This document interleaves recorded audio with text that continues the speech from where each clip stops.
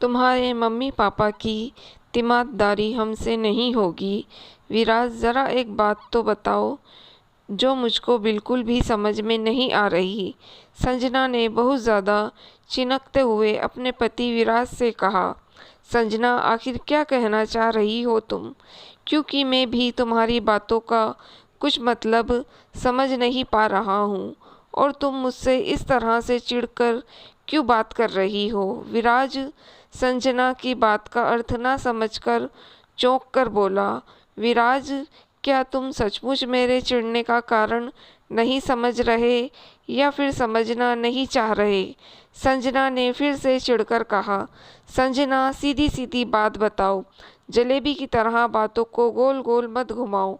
इस बार विराज भी चिड़चिड़ाकर बोला। अरे विराज, इसमें इतना अनजान बनने की क्या बात है? मेरी तो ये समझ में नहीं आ रहा है कि ये तुम्हारे पापा तुम्हारी बीमार मम्मी को यहाँ हमारे घर क्यों लेकर आए हैं?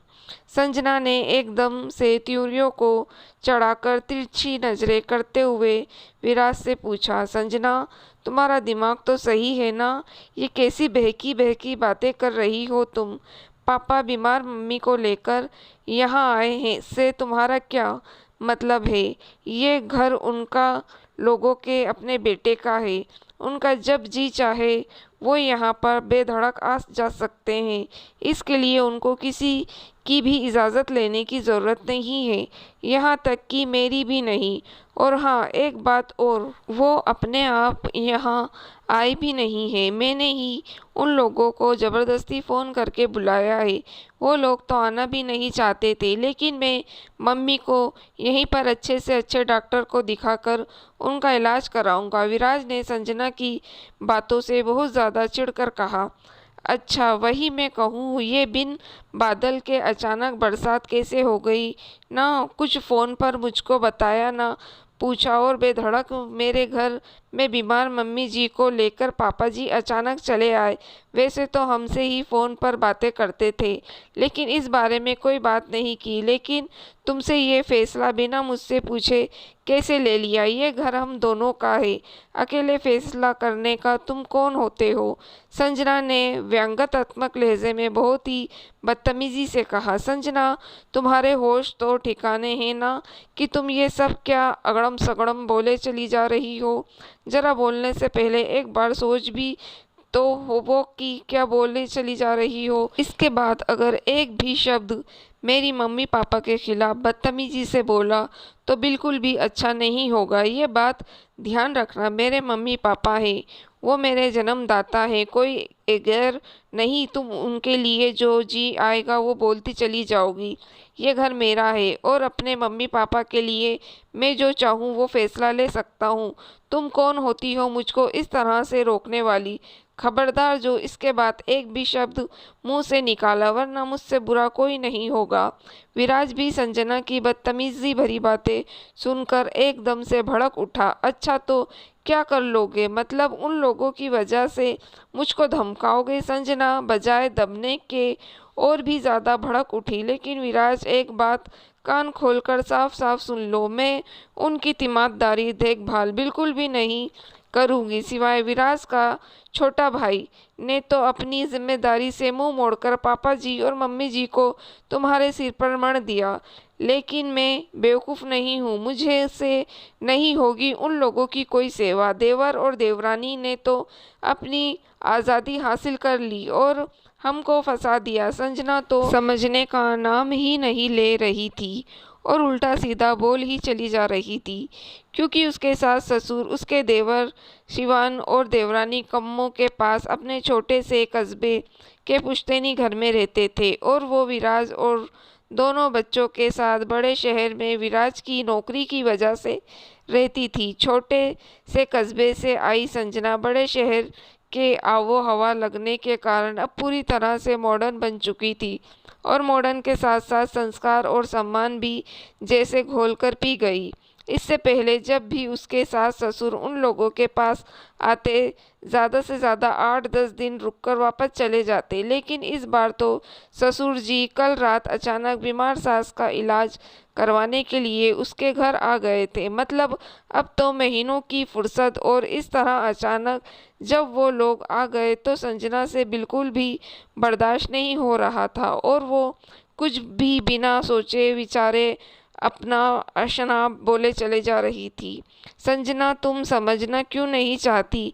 पहले मेरी एक बात ध्यान से सुनो। मम्मी पापा को शिवान ने नहीं भेजा, मैंने ही ज़बरदस्ती उन दोनों को अपने पास बुलाया है, और तुमको इससे कोई समस्या नहीं होनी चाहिए।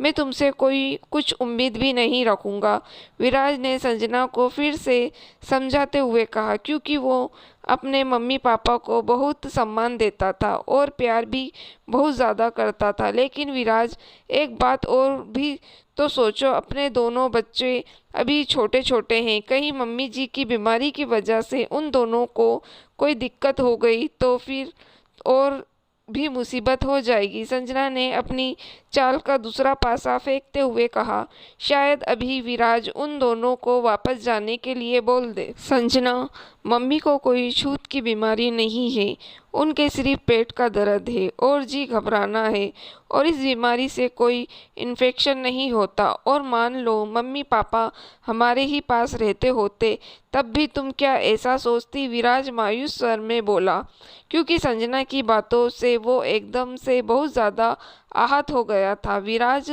तब बात अलग होती, लेकिन इस तरह मैं तो शायद एडजस्ट नहीं कर पाऊंगी, और मुझसे उनकी किसी भी प्रकार की सेवा की उम्मीद मत रखना। संजना ने बिल्कुल साफ हाथ झाड़ते हुए कहा।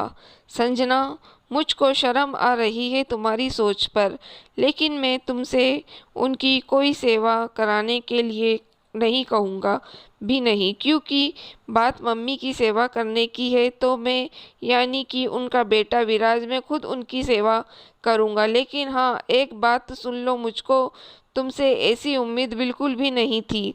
और एक बात और ध्यान रखना, तुम्हारे भी मम्मी पापा अब उम्र दराज हो रहे हैं, कल को अगर उनके कोई समस्या आड़े आ गई तो मुझसे भी किसी प्रकार की कोई उम्मीद मत रखना, क्योंकि उनको तो कोई और बच्चे भी नहीं है तुम्हारे सिवा। मैंने तो मन ही मन सोचा था कि मैं उन दोनों के लिए भी बुढ़ापे की लाठी बनूंगा, लेकिन आज तुमने बहुत कुछ साफ कर दिया।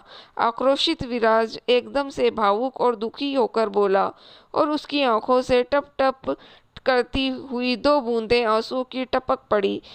अब तो ये सुनकर संजना के पैरों से ज़मीन ही खिसक गई, क्योंकि वो तो हमेशा यही सोचती थी कि जब भी उसके मम्मी पापा को कोई तकलीफ़ होगी तो वो उन दोनों को अपने पास बुला लेगी, क्योंकि सिवाय संजना के उनका कोई और था ही नहीं। लेकिन आज तो उसकी बेवकूफ़ी भरी बातों की वजह से विराज ने बहुत कुछ साफ कर दिया। सॉरी विराज, मैं तो एकदम से ना मम्मी जी की बीमारी को लेकर घबरा उठी थी, और इसलिए विचलित होकर पता नहीं क्या बोलती चली जा गई, लेकिन मेरे मतन में बिल्कुल भी नहीं था, मुझको माफ़ कर दो। अब तो मैं भी मम्मी जी की सेवा शुश्रूषा करूँगी। संजना ने बात को बदलते हुए कहा। संजना, जब बात अपने मम्मी पापा की आई तब तुम तिलमिला उठी, अब तक बात हमारे मम्मी पापा की थी तो तुम्हारे समझ में बिल्कुल भी नहीं आ रहा था। खैर, चाहे जैसे भी सही, तुमको कम से कम अकल तो आई। लेकिन एक बात साफ साफ कान खोलकर सुन लो, मेरे मम्मी पापा को किसी भी प्रकार का कष्ट इस घर में नहीं होना चाहिए, वरना बिल्कुल भी अच्छा नहीं होगा, क्योंकि ये घर मुझसे पहले मेरे मम्मी पापा का है। हालांकि समझ तो विराज भी रहा था कि संजना ने अपनी बातों का रुख क्यों बदला, लेकिन अब वो बात आगे बढ़ाकर और ज़्यादा तूल नहीं देना चाहता था, क्योंकि इस समय सचमुच उसकी मम्मी को सेवा शुश्रूषा की बहुत ज़्यादा ज़रूरत थी। हमेशा से हंसने मुस्कुराने वाली उसकी मम्मी बीमारी की वजह से काफ़ी कमज़ोर हो गई थी, और उसको अपनी मम्मी की सचमुच ही बहुत ज़्यादा चिंता हो रही थी। ठीक है विराज, तुम जैसा चाहोगे वैसा ही होगा। आखिरकार संजना ने मजबूरी में ही सही, लेकिन हथियार डाल ही दिए। तो फिर चलो फटाफट तैयार हो जाओ, मैंने डॉक्टर साहब का अपॉइंटमेंट ले लिया है और मम्मी को उनके पास लेकर चलना है। मैं गाड़ी निकालता हूँ और तुम मम्मी को अपने साथ लेकर आओ। विराज ने गाड़ी की चाबी उठाते हुए कहा। ठीक है विराज। और संजना भी तैयार होने के लिए उठ खड़ी हुई, क्योंकि अब उसके पास और कोई चारा भी नहीं था। दोस्तों, अगर आपको कहानी पसंद आई हो तो आप मेरे चैनल को सब्सक्राइब ज़रूर कीजिएगा और मेरी वीडियो को लाइक और शेयर भी ज़रूर कीजिएगा। Thank you for watching.